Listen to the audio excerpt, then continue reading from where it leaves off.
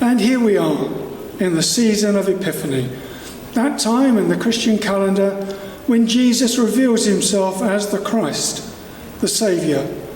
We start the season with his birth, followed by the visit by the Maggi, then his baptism in the River Jordan before the season ends with the wedding in Cana and changing water into wine.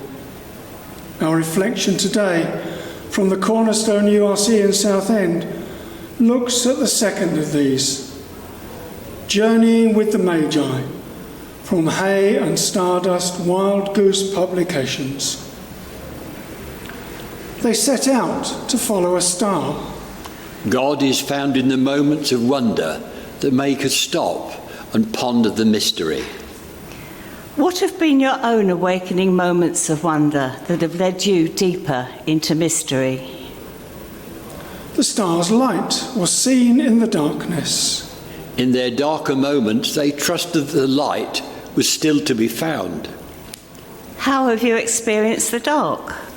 Where or how did you recognise the light? They asked questions when they were lost. Continuing to try to make sense of where they were and where they were being led, they looked for help. What are the questions you live with?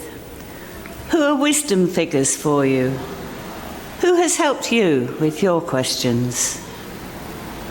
They travelled together. We don't know how many of them, but we can imagine the little community that they became as they travelled together, sharing this experience. Where do you experience community? What does this add to your journeying? They met King Herod on the way. For his own reasons of power and control, he tried to deceive them. We need to recognise the twisted value systems of our world and not get caught up in them or be misled by them. In what ways are you most often pulled off course? They bowed down in adoration. Falling on their knees, they worshipped the King, a moment beyond intellectual understanding and of recognition. We can imagine that moment of knowing in the deep silence. Do you cultivate silence in your life so that there can be moments of knowing and of recognition?